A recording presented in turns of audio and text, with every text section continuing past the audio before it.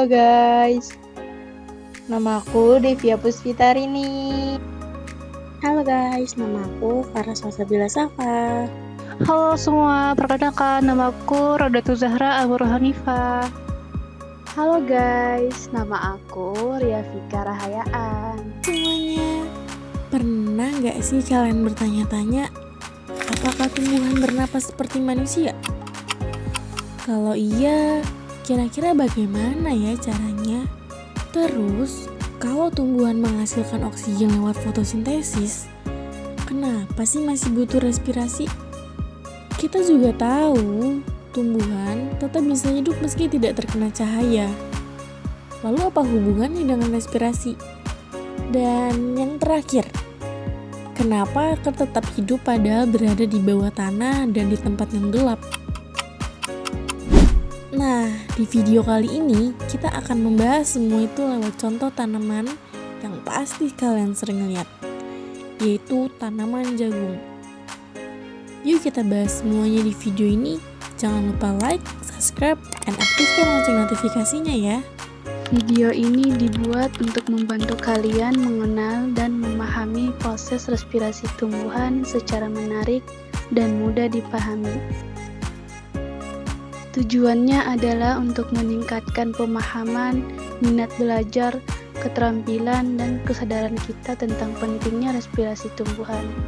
Yuk, kita mulai dari hal paling dasar dulu, yaitu apa sih respirasi tumbuhan itu?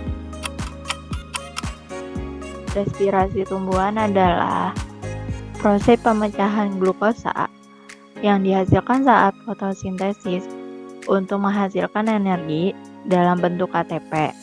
ATP ini digunakan untuk pertumbuhan, pembelahan sel, perbaikan jaringan, dan berbagai aktivitas penting lainnya. Jadi, walaupun tumbuhan menghasilkan oksigen dari fotosintesis, mereka tetap membutuhkan respirasi untuk mendapatkan energi. Ada dua jenis respirasi, yaitu respirasi aerob dan respirasi anaerob. Respirasi aerob menggunakan oksigen dan menghasilkan energi. Sementara respirasi anaerob tidak menggunakan oksigen dan hanya terjadi di dalam kondisi tertentu, seperti di tanah yang becek atau minimnya oksigen. Enzim bertugas mempercepat proses respirasi dalam sel tumbuhan. Enzim ini bekerja di dalam mitokondria, organel tempat respirasi sel berlangsung. Tanpa enzim, proses pembentukan energi akan berjalan sangat lambat. Respirasi dipengaruhi oleh suhu, kelembapan, dan ketersediaan oksigen. Jika suhu meningkat dalam batas wajar, enzim bekerja lebih cepat. Kelembapan juga penting karena air dibutuhkan dalam proses reaksi. Oke, mari kita jawab pertanyaan di awal ya. Yang pertama, apakah tumbuhan bernapas seperti manusia? Tumbuhan memang tidak punya hidung, paru-paru, atau sistem pernapasan seperti manusia. Tapi mereka melakukan proses yang mirip loh, namanya respirasi seluler. Lewat proses ini, tumbuhan mengambil oksigen dari udara, lalu memecah glukosa di dalam sel untuk menghasilkan energi. Jadi bisa dibilang ya tumbuhan juga bernapas, tapi dengan cara yang berbeda. Mereka tidak menghirup udara, melainkan menyerap oksigen langsung lewat bagian-bagian tubuh seperti daun, batang, dan akar. Sekarang kita jawab pertanyaan kedua. Jika menghasilkan oksigen, kenapa tetap butuh respirasi? Oksigen yang dihasilkan tumbuhan saat fotosintesis memang penting, tapi itu hanya produk sampingan. Yang tumbuhan benar-benar butuhkan untuk hidup adalah energi. Nah, energi itu tidak langsung dihasilkan dari fotosintesis, tapi dari proses respirasi.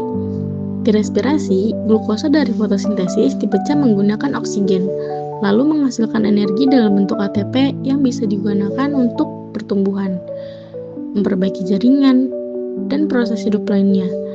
Jadi, walaupun menghasilkan oksigen, tumbuhan tetap butuh respirasi agar bisa menggunakan makanannya sendiri.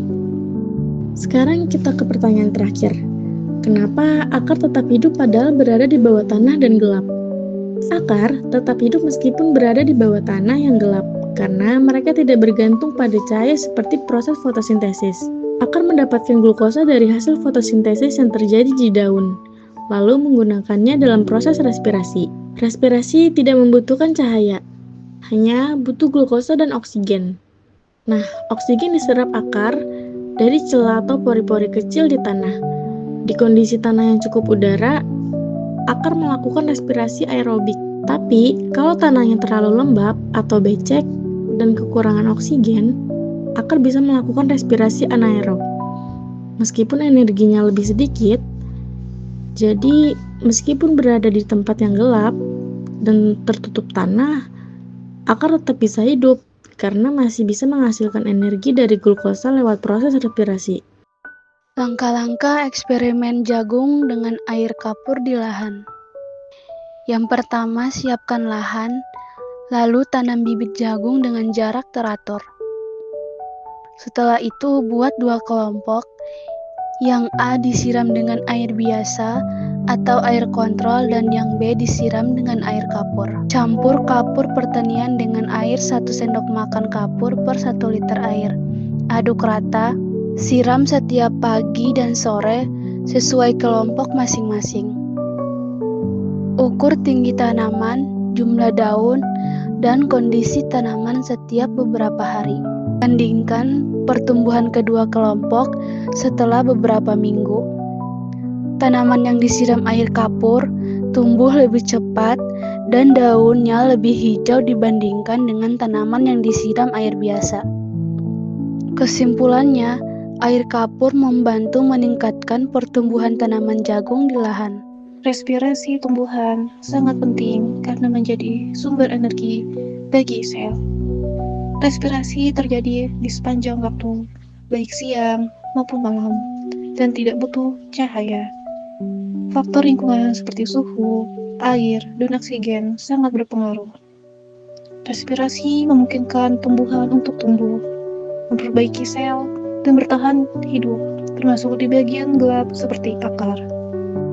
Nah, pembelajaran kita hari ini sudah selesai teman-teman. Terima kasih sudah menyaksikan video ini hingga akhir ya. Kalau kamu suka, jangan lupa klik like, subscribe, dan aktifkan loncengnya, supaya nggak ketinggalan video lainnya. Sampai jumpa dan semangat belajar biologi ya teman-teman. See you!